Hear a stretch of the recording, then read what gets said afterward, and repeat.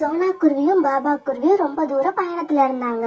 அவங்க இருந்த காட்டுல உணவுக்கும் நீருக்கும் ரொம்ப தட்டுப்பாடு வந்ததால கடலோரமா இருந்த ஒரு காட்டுக்கு இடம் பெயர்ந்துகிட்டு இருந்தாங்க. காலையில இருந்து சாயங்காலம் வரைக்கும் பறந்து வந்ததால அவங்க 2 பேருமே ரொம்ப களைச்சு போயிட்டாங்க. இருட்ட வேற ஆரம்பிச்சதால ஒரு மரத்துல உட்கார்ந்தாங்க. அன்னைக்கு சாயங்காலம் ஆச்சு.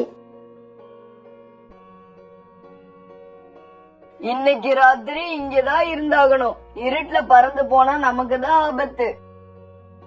பாபா அண்ணா, இந்த மரக்கிளையிலேயே ராத்திரி பொழுது எப்படி கழிக்கிறது? யாராவது வீட்டுல இடம் கொடுத்தா நல்லா இருக்கும். அதுவும் இல்லாம வயிறு வேற பசிக்குது. ஏதாவது வீடு கண்ணுக்கு தெரியுதான்னு பாப்போம். அங்க நமக்கு உணவும் படுக்க இடமும் கொடுத்தா ரொம்ப நல்லா இருக்கும். இந்த காட்டுல நமக்கு யாரையுமே தெரியாது. அப்புறம் எப்படி நமக்கு இடம் கொடுப்பாங்க? சோனா, இப்படி நினைச்சுக்கிட்டே இருந்தா ராத்திரியே இந்த மரக்கிளையில தான் கழிச்சாகணும். வா, ஏதாவது வீட்டுல போய் இடம் கேட்க முயற்சி செய்வோம். இப்படி பேசிக்கிட்ட சோனாவும் பாபாவும் கண்ணுக்கு தெரிஞ்ச முதல் வீட்டுக்கு போனாங்க. போய் வாச கதவு தட்டினாங்க. அந்த வீடு ஒரு வயதான ஆண்ட இருக்கிற வீடு. அது வெளியில வந்துச்சு. ஏன்பா, நானே வயதான பறவை, ராத்திரி இப்படி வந்து கதவை தட்டுறீங்களே, இது நல்லா இருக்கா? பாட்டி, நீங்க வெளியில வந்ததுக்கு அப்புறம் தானே தெரியுது நீங்க வயதான பறவைன்னு. இப்ப தெரிஞ்சு போச்சுல்ல, இடத்த காலி பண்ணுங்க. பாட்டி கோபப்படாதீங்க. நாங்க 2 பேரும் தொலை தூரத்துல இருந்து வரோம்.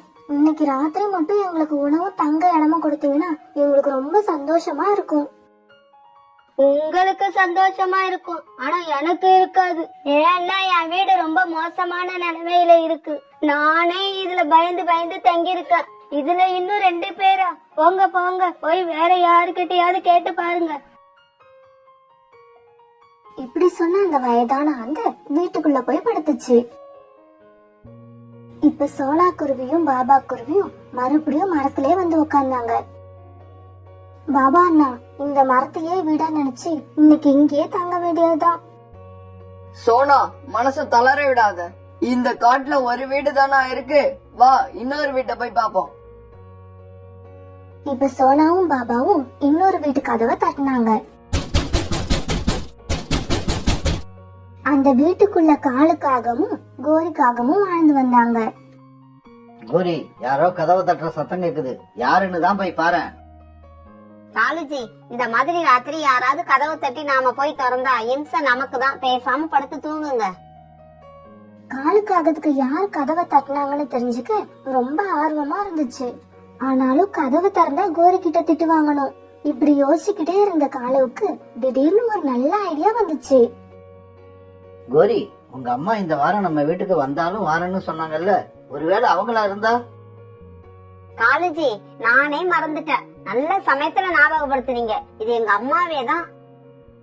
இப்படி சொல்லிட்டு கோரி சந்தோஷமா கதவை திறக்க போச்சு. கதவை திறந்து வெளியில போன கோரிக்கு ரொம்ப ஏமாற்றம் ஆயிடுச்சு. இப்ப அதுக்கு எரிச்சல் தான் வந்துச்சு. யாரு நீங்க? எதுக்கு கதவை தட்டுனீங்க? யார பாக்கணும்? கோரியோட எரிச்சலான குரலை கேட்ட உடனே சோனாவுக்கும் பாபாவுக்கும் வீட்டுல இடம் கிடைக்குங்கிற நம்பிக்கையே இல்ல. இருந்தாலும் பேச ஆரம்பிச்சாங்க. அக்கா, நாங்க ரொம்ப தூரத்துல இருந்து வரோம். இன்னும் ரொம்ப தூரம் போகணும். எங்க உடம்பு ரொம்ப களைச்சு போச்சு. நீங்க இரவு உணவும் தங்க இடமும் கொடுத்தா ரொம்ப நல்லா இருக்கும். காலமும் கோரியும் ரொம்ப கஞ்சத்தனமான பறவைங்க. எச்சில் கையால காக்கா கூட ஓட்ட மாட்டாங்க. இது வரைக்கும் யாருக்கும் எந்த உதவியும் செஞ்சதும் கிடையாது.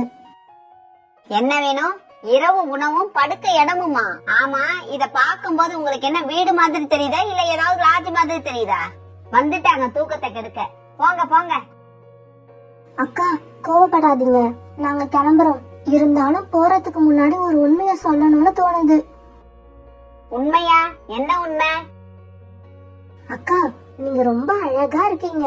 தூங்குற நேரத்திலேயே இப்படி இருக்கீங்கன்னா காலையில எவ்வளவு ஃப்ரெஷ்ஷா இருப்பீங்க. நினைச்சே பார்க்க முடியல. அப்படியா? உண்மையா சொல்ற?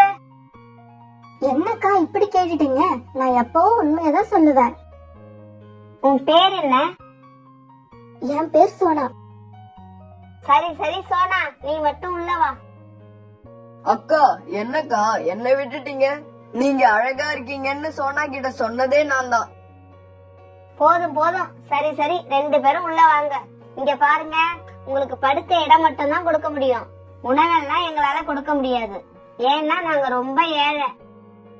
பாபா அண்ணா, என்ன இது? சாப்பிடாம எனக்கு தூக்கம் வராதே. வீட்டுக்குள்ள போறதுக்காக நீ ஒரு பொய் சொன்னில்ல, அதே மாதிரி ஏதாவது ஒரு பொய் சொல்லி சாப்பிட வேண்டியதுதான். வீட்டுக்குள்ள போன சோனாவும் பாபாவும் வீட்டை பார்த்துட்டு ரொம்ப ஆச்சரியப்பட்டாங்க. அது ஒரு ஏழையோட வீடு மாதிரியே இல்ல. அந்த வீடு ஒரு பணக்கார வீடுன்னு நல்லாவே தெரிஞ்சது. பாபா அண்ணா, வயித்த பசி கிள்ளுது. பொறு வீடு நல்ல பணக்கார வீடு மாதிரிதான் இருக்கு. குடுக்கறதுக்கு தான் இவங்களுக்கு மனசு இல்ல. அங்க என்ன ரகசியம் பேசுறீங்க? வேற ஒண்ணும் இல்ல, சோனாவுக்கு பசிக்குதான், அத பத்தி தான் பேசிக்கிட்டு இருந்தோம். நான் முன்னாடியே சொன்னேன்ல, இங்க உணவும் இல்ல, உணவு தயார் பண்றதுக்கான பொருட்களும் இல்ல. அத நீங்க சொல்லவே தேவையில்ல அக்கா. உங்க வீட்டை பார்த்தாலே தெரியுது நீங்க ரொம்ப ஏழைன்னு. இப்படி பேசிக்கிட்டு இருந்த புறாவோட பார்வையில கோரி வீட்ல ஒரு ஓரமா கிடந்த சுத்தியல் ஒண்ணு தென்பட்டுச்சு. உங்களுக்கு ஆட்சிய பணம் இல்லன்னா இதோ இந்த சுத்தியல் இருக்கே, இத வச்சு கூழ் தயாரிக்கலாமா? என்னது, சுத்தியலை வச்சு கூழ் தயாரிக்க போறியா? ஆமா, நான் இமயமலை பக்கம் கொஞ்ச நாள் போயிருந்தேன். அங்க ஒரு சாது கிட்ட இந்த வித்தைய கத்துக்கிட்டேன். சுத்தியில வச்சு கூழ் தயார் பண்றதா இருந்தா எங்களுக்கும் சேர்த்தே தயார் பண்ணுங்க. இது ரொம்ப ஆச்சரியமான விஷயம். ஒரு பாத்திரத்துல கொஞ்சம் தண்ணி கொண்டு வாங்க. கோரி அதை கொண்டு வந்து கொடுத்த உடனே அதை அடுப்புல வச்சு நெருப்ப பத்த வச்சது புறா. புறா இப்ப அந்த வெந்நீர்ல கழுவி வச்சிருந்த சுத்தியலை எடுத்து போட்டது. அடுப்புல வச்ச தண்ணீர் இப்ப சூடாகி வெந்நீர் ஆயிடுச்சு. கூழ் ரெடியாக இன்னும் எவ்வளவு நேரம் ஆகும்? இன்னும் 10 நிமிஷத்துல ரெடி ஆயிடும். அதிகபட்சம் போனா 20 நிமிஷம். காலுக்காகவும் கோரிக்காகவும் பச்சைக்கண் வாங்காம நாக்க சப்பு கொட்டிக்கிட்டு அடுப்பையே பாத்துக்கிட்டு இருந்தாங்க. கொஞ்ச நேரம் கழிச்சு அடுப்புல இருந்த வெந்நீரை ஒரு கரண்டில எடுத்து நாக்குல விட்டு டேஸ்ட் பண்ற மாதிரி புறா நடிச்சது. என்னப்பா, கூழ் நல்ல டேஸ்டா இருக்கா? ரொம்ப அருமையா இருக்கு. 2 கை கோதுமை மாவு இருந்தா அதோட டேஸ்டே தனிதான். கோரி, என்ன பாத்துக்கிட்டு நிக்கிற? 2 கை கோதுமை மாவு தான் கொண்டு வந்து கூட சுத்தியல் கூழ் எப்படிதான் வருதுன்னு பாப்போம். காளை இப்படி சொன்ன உடனே கோரி போய் 2 கை கோதுமை மாவு கொண்டு வந்து அந்த பாத்திரத்துல போட்டது. இப்ப புறா கோதுமை மாவு தண்ணியில நல்லா கரையிற வரைக்கும் கரண்டியால கிண்டிக்கிட்டே இருந்தது. கோதுமை மாவு தண்ணிய நல்லா கரைஞ்சிருச்சு. இப்ப மறுபடியும் புறா கரண்டியில கொஞ்சம் எடுத்து ருசி பார்த்துச்சு. என்னப்பா, கூழ் ரெடி ஆயிடுச்சா? கூழ் பக்காவா ரெடி ஆயிடுச்சு. இந்த மாதிரி கூழ நீங்க குடிச்சிருக்க சான்ஸே இல்ல. அப்படியா? ரொம்ப ஆசையா இருக்கு. சீக்கிரம் ஒரு கப்பல ஊத்தி கொடுப்பா. அக்கா, பொறுங்க, அவசரப்படாதீங்க. பாபா அண்ணா, குழு ரெடி தானே? ரெடிதான், இருந்தாலும் என்னப்பா இருந்தாலும் அப்படின்னு இழுக்கிற? விஷயத்த சொல்லு. இல்ல, நாங்க இதுல எப்பவுமே ஒரு கை சர்க்கரையும் கொஞ்சம் ஏலக்காய் தூளும் போடுறது வழக்கம். ஆனா பாவம், நீங்க தான் ஏழையாச்சே, உங்ககிட்ட இதெல்லாம் எங்க இருக்க போகுது? அட என்னப்பா இப்படி சொல்லிட்ட? இரு, உள்ள போய் இருக்கான்னு பாத்துட்டு வர. இப்படி சொல்லிட்டு உள்ள போன கோரி சர்க்கரையும் ஏலக்காய் தூளும் கொண்டு வந்து அந்த பாத்திரத்துல போட்டது. இப்ப புறா மறுபடியும் பாத்திரத்தை நல்லா கலக்கி விட்டு கொஞ்சம் எடுத்து டேஸ்ட் பார்த்தது. ஆஹா, அருமை அருமை. 4 கப் எடுத்துக்கிட்டு வாங்க, கூழ் தயாராயிடுச்சு. இப்ப புறா பாத்திரத்துல இருந்த சுத்தியலை எடுத்து கழுவி முன்னாடி இருந்த அதே இடத்துல வச்சது. 4 பேரும் இப்ப கூழ கப்ல ஊத்தி குடிச்சாங்க. ஆஹா ஆஹா, இப்படி ஒரு கூழை என் வாழ்நாள்ல நான் குடிச்சதே இல்ல. தம்பி, இந்த சுத்தியல் கூழ் கோதுமை கூழ் மாதிரியே அருமையா இருக்கு. கூழ நல்லா குடிச்ச 4 பேரும் இப்ப படுத்து தூங்குனாங்க. மறுநாள் பொழுது விழுந்துச்சு.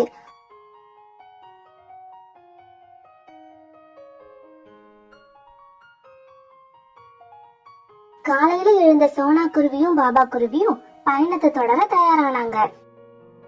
இரவு எங்களுக்கு படுக்க இடம் கொடுத்ததுக்கு ரொம்ப நன்றி. நாங்க கிளம்புறோம். ஆமா, ராத்திரி சுத்தியில வச்சு கூழ் செஞ்சீங்களே, அதே மாதிரி வேற ஏதாவது ரெசிபி தெரியுமா? தெரியுமே, இதோ இந்த கல்லை வச்சு வெண்பொங்கல் கூட செய்யலாம். அப்படியா? எங்களுக்காக வெயிட் பண்ணிட்டு இருங்க. திரும்ப போறப்ப இங்க வந்து இந்த கல்லை வச்சு வெண்பொங்கல் செஞ்சு காட்டுறோம். இப்படி சொல்லிட்டு சோனா குருவியும் பாபா குருவியும் மனசுக்குள்ள சிரிச்சுக்கிட்டே கிளம்புனாங்க.